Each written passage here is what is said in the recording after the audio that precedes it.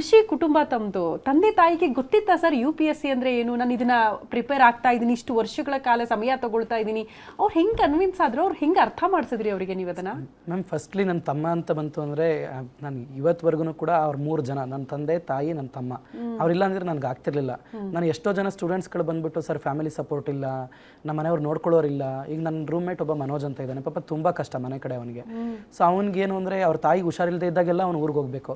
ನನಗೆ ಅವನನ್ನು ನೆನಪಿಸ್ಕೊಂಡ್ರೆ ನಾನು ಎಷ್ಟು ಲಕ್ಕಿ ಅಲ್ಲ, ನನ್ನ ತಮ್ಮನಂತ ತಮ್ಮ ಸಿಗ್ತಾನೆ ನನಗೆ. ಮನೇಲಿ ಅವನು ಓದನ್ನು ಸ್ವಲ್ಪ ಬದಿಗಿಟ್ಟು, ಅವನ ಕೆಲಸವನ್ನು ಬದಿಗಿಟ್ಟು, ನಮ್ಮ ಅಣ್ಣಂದು ಏನಾದರೂ ಆಗಲಿ ಅಂತ ಅಲ್ಲಿ ಮನೆಯವ್ರನ್ನ ನೋಡ್ಕೊಳ್ಳೋಂಥ ಜವಾಬ್ದಾರಿ ತೊಗೊಂಡ. ಯಾವಾಗಲೂ ಋಣಿಯಾಗಿರಬೇಕು ಮ್ಯಾಮ್ ನನ್ನ ತಮ್ಮಂಗೆ ನಾನು.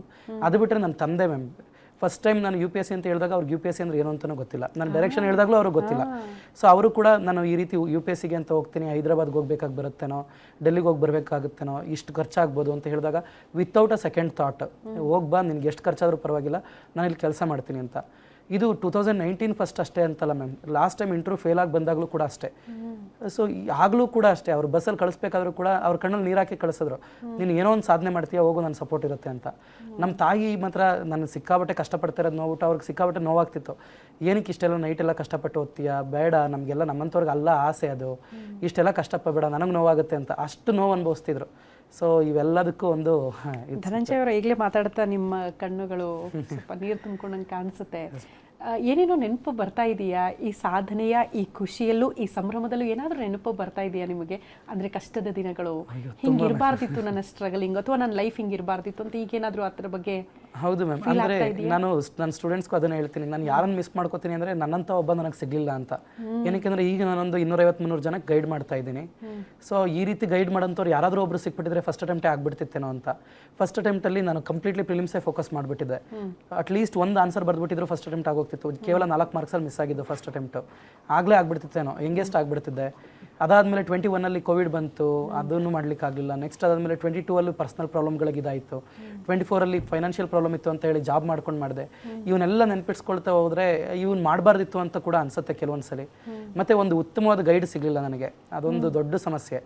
ಲೇಟರ್ ಸ್ಟೇಜಲ್ಲಿ ಸಿಕ್ಕಿದ್ರು. ಇಂಟರ್ವ್ಯೂ ಆದಮೇಲೆ ನಮಗೆ ಡಾಕ್ಟರ್ ಭಾನುಪ್ರಕಾಶ್ ಅಂತ ಅವರು IPS ಆಗಿದ್ದಾರೆ, ಕೃಷ್ಣ ದೋನವಾಡೆ ಅಂತ ನಮ್ಮ ಫ್ರೆಂಡು ಡಾಕ್ಟರು, ಭರತ್ ಯಾರಂ ಅಂತ ಆಗಿದ್ದಾರೆ, ಅವರು IPS ಆಗಿದ್ದಾರೆ, ರಘುನಂದನ್ ಅಂತ ನಮ್ಮ ಫ್ರೆಂಡ್ ಇದ್ದಾರೆ. ಇವರೆಲ್ಲ ಸಿಗ್ತಾ ಬಂದರು. ಬಟ್ ಮುಂಚೆ ಇವರೆಲ್ಲ ಸಿಕ್ಕಿದ್ರೆ ಇನ್ನೂ ಬೇಗನೆ ಆಗ್ತಿತ್ತೇನೋ ಅನ್ನುವಂಥ ಒಂದು ನೋವಿದೆ. ಅದಾದಮೇಲೆ ಲಾಸ್ಟ್ ಟೈಮ್ ಎಲ್ಲ ಫೇಲ್ ಆದಾಗ ಎದುರಿಸಿದಂತಹ ಫ್ಯಾಮಿಲಿ ಪ್ರಾಬ್ಲಮ್. ನಾನು ಊರಿಗೆ ಹೋಗ್ತಿರಲಿಲ್ಲ ಮ್ಯಾಮ್, ಜನರಲಿ ನನಗೆ ಊರಿಗೆ ಹೋಗೋಕ್ಕೆ ಇಷ್ಟ ಆಗ್ತಿರಲಿಲ್ಲ.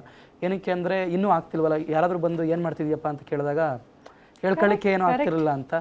ಅದೊಂದು. ಮತ್ತು ಯಾವುದೇ ಫ್ಯಾಮಿಲಿ ಫಂಕ್ಷನ್ಸ್ಗಳಿಗೂ ನಾನು ಜಾಸ್ತಿ ಅಟೆಂಡ್ ಮಾಡ್ತಿರಲಿಲ್ಲ. ಮದುವೆ, ಫ್ರೆಂಡ್ಸ್ ಮದುವೆಗಳಿಗೂ ಕೂಡ ಹೋಗ್ಲಿಕ್ಕೆ ಇಷ್ಟ ಆಗ್ತಿರಲಿಲ್ಲ. ಕ್ವಶನ್ ಮಾಡ್ತಾರೆ, ಏನು ಮಾಡ್ತಿದ್ಯಾ ಅಂತ ಕ್ವಶನ್ ಮಾಡಿದಾಗ ನನಗೆ ಪ್ರತಿ ಸಲ ಸೋಲನ್ನು ಹೇಳ್ಕೊಳ್ಳಿಕ್ಕೆ ಒಂದು ರೀತಿ ಹಿಂಸೆ ಆಗ್ತಿತ್ತು. ಅದನ್ನೆಲ್ಲ ಅನಿಸ್ತಾ ಇದೆ, ತಂದೆ ತಾಯಿ ಮೋಸ್ಟ್ಲಿ ಅದೆಷ್ಟು ಫೇಸ್ ಮಾಡಿರ್ಬೋದು. ಓದ್ತೀನಿ ಅಂತ ಹೋಗ್ತಾರೆ, ಮಗ ಏನೂ ಮಾಡ್ತಿಲ್ವಲ್ಲ ಅಂತ ಮೋಸ್ಟ್ಲಿ ಅವ್ರಿಗೆ ಪ್ರಶ್ನೆಗಳು ಎದುರಾಗಿರಬಹುದು ಅಂತ.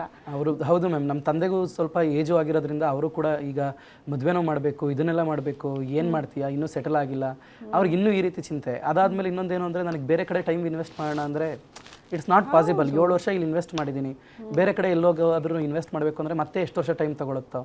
ಇಷ್ಟೆಲ್ಲ ಯೋಚನೆಗಳ ನಡುವೆ ಅವ್ರಿಗೆ ಈಗ ಒಂದು ರೀತಿ ನೆಮ್ಮದಿ ಸಿಕ್ಕಿದೆ ಅಂತ. ಮತ್ತು ನಮ್ಮ ತಂದೆ ಚಿಕ್ಕ ವಯಸ್ಸಿಂದ ಸ್ಟ್ರಗಲ್ ಪಟ್ಟಂಥವ್ರು, ನಮ್ಮ ತಂದೆ ಆಗಲಿ ತಾಯಿ ಆಗಲಿ. ಸೊ ಅವರು 8-10 ವರ್ಷದಿಂದನೇ ಹೊಲ ಮಾಡಿಕೊಂಡು ಬಂದಂಥವ್ರು, ಅಷ್ಟು ಕೃಷಿಕ ಕುಟುಂಬದವರು. ಅವರಿಗೆ ಈಗ ಒಂದು ನೆಮ್ಮದಿ ಕೊಟ್ಟೆ ಅನ್ನೋದೇ ನನಗೆ. ಬೇರೆ ಯಾರದೇ ಮಕ್ಕಳದು ನ್ಯೂಸಲ್ಲಿ ಬಂದ್ರು, ಪೇಪರಲ್ಲಿ ಬಂದ್ರು ನನ್ನ ಮಗಂದು ಈ ಥರ ಬರಬೇಕು ಅಂತ ಆಸೆ ಪಡ್ತಿದ್ರು.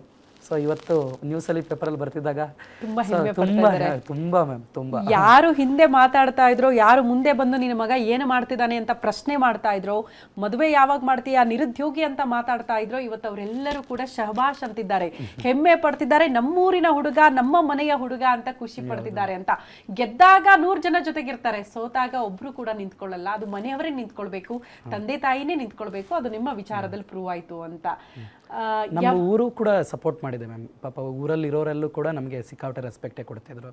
ಎಲ್ಲರೂ ಅಷ್ಟೇ, ಅಂದರೆ ಊರಲ್ಲಿ ಒಳ್ಳೆ ಹುಡುಗ ಅಂತಲೇ ಎಲ್ಲರೂ ಕೂಡ ಚೆನ್ನಾಗಿ ಇದು ಮಾಡ್ತಿದ್ರು. ಅದಾದಮೇಲೆ ಎಲ್ಲ ಕಡೆನೂ ಅಷ್ಟೇ, ಈವನ್ ರಿಲೇಷನ್ಸ್ಗಳು ಅಷ್ಟೇ, ಎಲ್ಲರೂ ಒಂದು ರೀತಿ ಸಪೋರ್ಟಿವ್ ಆಗಿ ನಿಂತ್ಕೊಂಡ್ರು. ಅವ್ರಿಗೆಲ್ಲ ನಾನು ಥ್ಯಾಂಕ್ಸ್ ಹೇಳಲೇಬೇಕು ma'am. So that is a good thing. So ಈಗಲೂ ಕೂಡ ಇಲ್ಲಿವರೆಗೂ ನನ್ನ ಸ್ನೇಹಿತರು ಅಷ್ಟೇ, ನನ್ನ ಡಿಗ್ರಿ ಸ್ನೇಹಿತರಾಗ್ಬೋದು, ನನ್ನ UPSC ಸ್ನೇಹಿತರಾಗ್ಬೋದು, ಅವ್ರಿಗೆ ಗೊತ್ತಿತ್ತು ಯಾವತ್ತಾದರೂ ಒಂದಿನ ಆಗುತ್ತೆ ಅಂತ. ಬಟ್ ಎಲ್ಲ ಕೂಡ ಬರಲಿಕ್ಕೆ ಅಂತ ದೇ ಹ್ಯಾವ್ ವೇಟೆಡ್. ಅದೊಂದು ಹೆಂಗೆ ಪ್ರಿಪ್ರೇಷನ್ಗಳಾಗ್ತಿತ್ತು? ಕೆಲವರಿಗೆ ನಿಮ್ಮ ಮಾತುಗಳು ಇವತ್ತು ಸ್ಫೂರ್ತಿ ಆಗಬೇಕು ಅಂತ.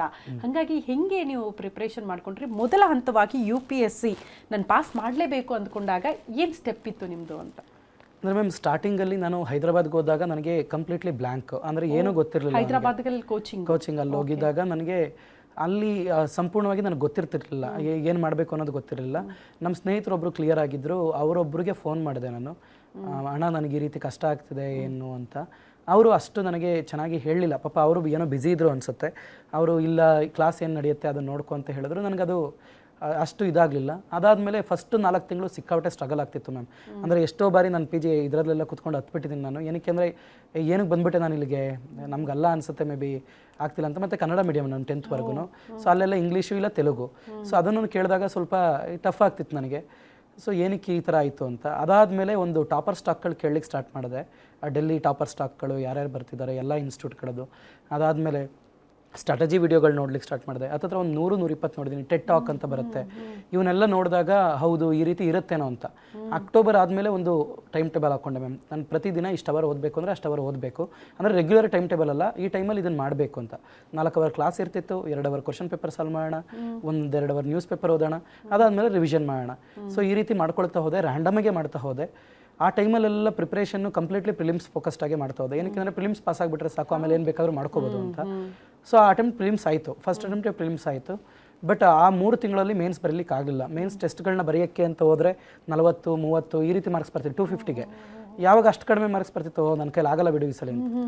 ಸೊ ಗಿವ್ ಅಪ್ ಮಾಡಿಬಿಟ್ಟೆ ನಾನು. Before even result give up ಮಾಡಿ 15 ದಿನ ಓದಲಿಕ್ಕೆ ಹೋಗಲಿಲ್ಲ. ಸೊ ಆ ಗಿವ್ ಅಪ್ ಮಾಡಿದ್ದೆ biggest mistake of my life. ಏನಕ್ಕೆ ಅಂದರೆ ಅದು ಗಿವ್ ಅಪ್ ಮಾಡಿದೆ 15 ದಿನ ಓದ್ಬಿಟ್ಟಿದ್ರು 4 ಮಾರ್ಕ್ಸಲ್ಲಿ ಮಿಸ್ ಆಯಿತು ಮೇನ್ಸು. 4 ಮಾರ್ಕ್ಸ್ ಪ್ರತಿ ಪೇಪರಲ್ಲಿ ಅರ್ಧ ಮಾರ್ಕ್ಸ್ ಬಂದಿದ್ರು ಪಾಸ್ ಆಗಿಬಿಡ್ತದೆ. ಸೊ ಅದು ಪ್ರಾಬ್ಲಮ್ ಆಗ್ತದೆ. ಗಿಲ್ಟ್, ತುಂಬ ದೊಡ್ಡ ಗಿಲ್ಟ್ ಮ್ಯಾಮ್. ಖಂಡಿತ ಧನಂಜಯ್ ಅವರೇ, ನಿಮ್ಮ ಜರ್ನಿ ಬಗ್ಗೆ ಮಾತಾಡ್ತೀನಿ, ನಿಮ್ಮ ಶ್ರಮದ ಬಗ್ಗೆ ಮಾತಾಡ್ತೀನಿ. ಮೋಸ್ಟ್ಲಿ